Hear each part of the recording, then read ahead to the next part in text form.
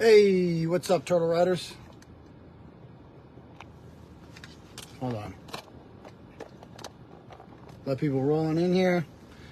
Quick impromptu live on Facebook instead of YouTube. I guess I could put this on YouTube. You could put it on after. But just want to... Yeah, I see one person there. Okay. 7 people. All right, people are starting to stream in here. Little post-court press conference situation here.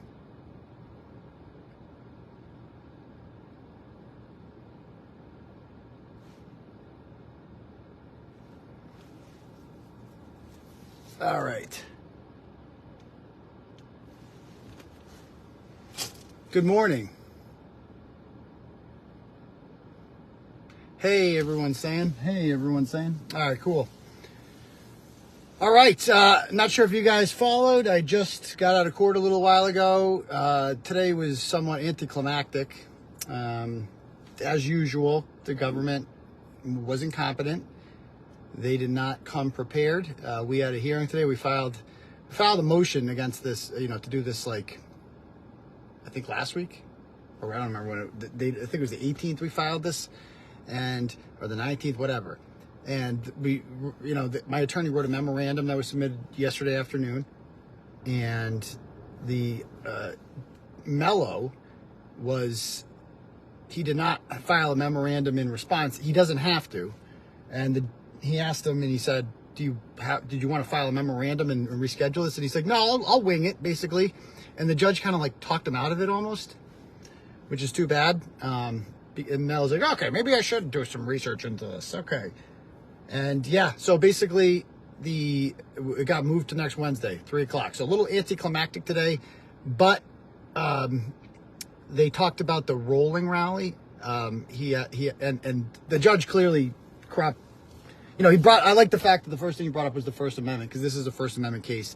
And he said that he's a journalist. Well, he's like, well, but he went on the rolling rally. He's like, he has a right to go to people's houses and protest outside of their homes. It's just so absurd that this conversation's even taking place. Of course you have a right to go to people's homes and protest. It's the most American thing you could do. Well, then he said, well, what about all the other people honking? It's like, no one was honking. Like, who? So the government's just lying. They're just lying, and he's reading what they're writing. And, he said that basically in a case like this, witness intimidation, it's automatic stay away orders.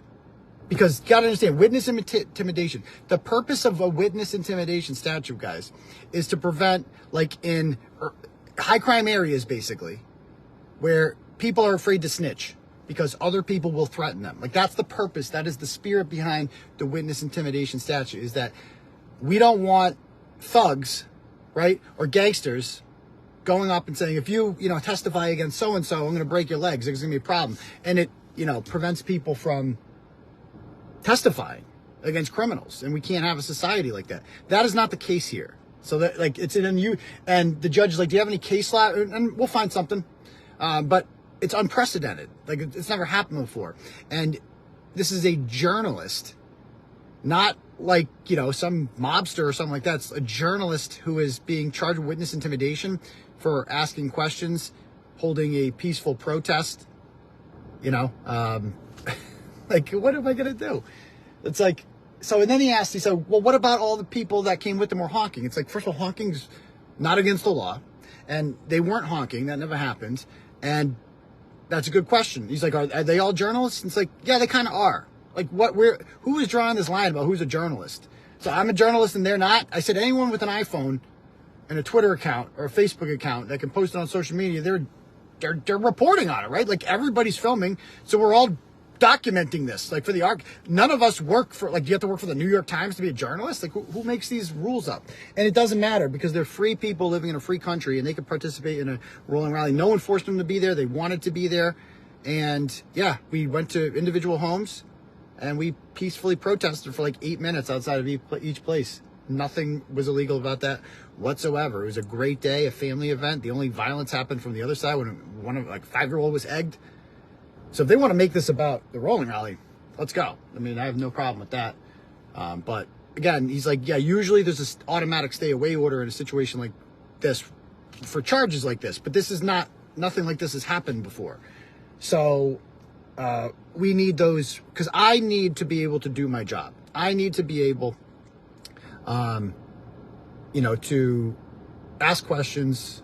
I need to be able to write about these people without a cloud hanging over my head of, am I going to go to jail if I say the wrong thing, if I phrase something the wrong way? I put it this way. Like, imagine telling a truck driver, right, who's out on bail, and the conditions of his bail are that you can keep driving your truck, you can keep doing your job, but if you go 1 mile an hour over the speed limit, then you're going to jail. He can't work like that. Like, he would just constantly be worried, like, oh my God, if I go one over, I'm going to be, and that's the situation I'm in here. It's like, yeah, you can work, but you better watch it. Like, you got to watch if one thing you say is perceived by them, like if I say something, if I write a story about some new bombshell about Jennifer McCabe, right? And I write about it, and then the government or somebody out there contacts her, independent of me, not telling them to do it. And then they argue, well, he wrote about her, and then this person did this. So clearly that's third-party contact. It's bullshit, obviously. But the fact is they're going to try no matter what. And we need to get rid of that cloud that's hanging over my head. I need to be able to do my job safely and securely and confidently without having to worry about anything, like that. So anyway, there was a bunch of people here today. Great to see all the people with the free Karen Read stuff on today, because ultimately that's the bigger issue here, is that's the case I'm reporting on. None of them were here. I thought that was interesting too. Like, usually when you're a victim in a case, like if somebody is a victim, if you were assaulted by someone and that person was arrested and charged, right? And they had a hearing. Don't the victims usually go to the hearing? Like, don't they want to be there? But none of them were here because they know they're not victims. Like, nobody's been victimized here. A victim of what? Accurate, award-winning journalism? You're a victim of that? And again, this whole fearing thing, like, you have to fear physical harm. You can't, like, if you fear jail because of my reporting, if people feel jail, like, if you're worried that my reporting is going to put you in jail, like Monica Cannon Grant has those same worries. Can she get an order on me? Kylie Kirkpatrick probably had those worries about it. What if your fear is that you're going to lose your job as a result of my reporting? Like, to do so, right? So if I report on what you did, what she did, it's like she fears losing her job, so I'm putting her in fear. No, it's like, this is the slope that they don't want to go down. And so Mello was there. I wanted him to argue it so bad. I'm like, let's go. Because Daddy was ready today. I'm ready. So I'm disappointed. I'm disappointed that he couldn't get his homework done. We filed that memorandum at like 4:42 yesterday, around there. Like, my kids do homework after 5, but apparently Ken Mello can't. They can't do his homework. He needed more time. So he just came to class without his homework. And instead of, giving him a 0, the teacher was like, well, Ken, just get it to me by Wednesday. Get it to me by Wednesday. Be prepared next time. So anyway, just want to read the comments here. The harassment statute does not include emotional distress. Yeah, I mean, it's pretty broad. The harassment statute's a real problem. They're wasting taxpayer money covering up a murder. That's exactly it, Thomas. Exactly.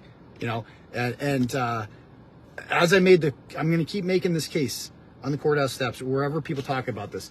They have done nothing to find that Ford Edge. Like, whoever is driving that Ford Edge that was seen at 34 Fairview Road at 3 a.m. by Lucky Loughran, that he told 4 different people, the FBI, the state police, private investigator, and me, that there was the same story about a Ford Edge being there at 3 o'clock. Whoever was driving that Ford Edge was either killed John O'Keefe or was involved in it and knows something. John O'Keefe was a cop. When cops get killed, everything stops with other police. Like, it becomes a priority to find out who did that. And they know that a car was there, a very particular car, a Ford Edge was there at that time that's clearly involved in the murder. And it has been 77 days. They have not done a single thing to look into that, nor are they ever going to. Spoiler alert, they don't care who was driving that Ford Edge. They don't want to find out who was driving that Ford Edge because it's going to be somebody that they consider a victim right now, or they consider a witness right now. And so they don't want that person to be held accountable. So I just wanted to juxtapose it and show how much effort has gone into me. Like, they literally took a bunch of still shots of me walking to take a leak. and like what time I did that at. As grounds to get into my phone and look for wiretapping, except wiretapping requires audio.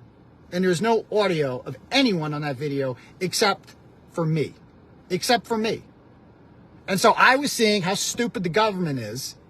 And the answer is very stupid. They're very, very stupid. And, you know, there's no, I assume they're looking through my phone, looking for that tape. First of all, the tape's on Twitter. I posted it online. There is no longer version of that tape. It's the only 12-second video I took. I made sure he left the bathroom when it happened. I can film myself alone in a bathroom if I want to and post it on Twitter. I'm allowed to do that. And so that's exactly what happened. So anyway, I just wanted to thank everybody who came out. I guess it's next Wednesday now. So Wednesday at 3 o'clock. If you're free, you know, come back out. Pain in the ass, obviously, but, you know, if you want to peacefully protest and make your voice heard, 3 o'clock Wednesday in Dedham is the place to do it. But any other questions anybody has before we tap out of here? So I can head back and do whatever. Shame on Mello. Judge should have just dismissed it. Well, you need a motion to dismiss, man. There needs to be these things.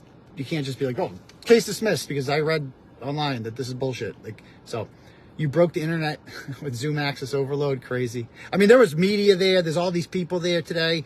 For somebody who's irrelevant, you know.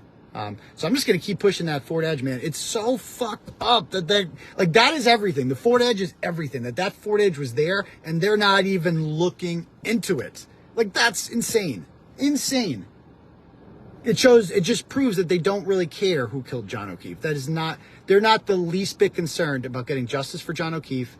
They're not the least bit concerned with, you know, taking dangerous criminals off the streets. No, they're concerned with putting Karen Read in a box and locking me up and preventing me from exposing them. I mean, the balls of these people. It's the same district attorney's office and literally the exact same cop, Brian Tully, who ultimately signs all these bullshit papers, right, and applied for these warrants. I've criticized him. Like, they don't care how that looks. A lot of people would be like, this isn't a good look for us. He's writing about us. You know, he's exposing us. If we arrest him, that's a bad look for us. They don't give a shit about appearances. They don't care at all because they have all the guns. And what are you going to do about it? And they just don't care.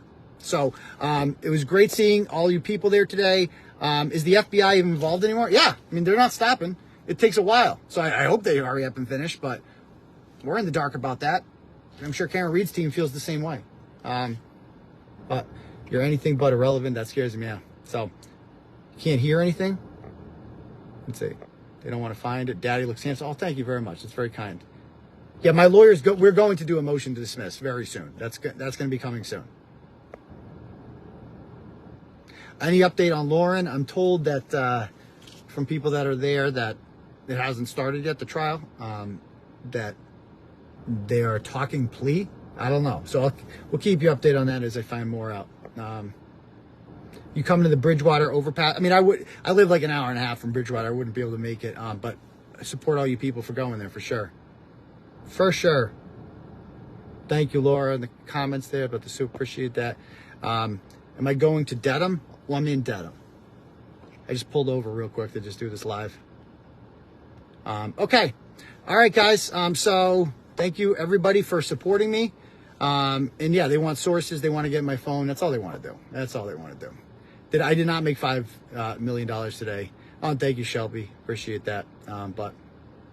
But Yellow Cottage just at the FBI closed the case. Sure they did, right? Because he's got FBI sources. So I did not make $5 million today. Hopefully we'll make it in the future. We'll see what happens. But for now, I'm just going to keep reporting on this case and the Karen Read case. And we will keep on it. So I'll be home a little later. And then we'll talk more. Peace, Turtle Riders.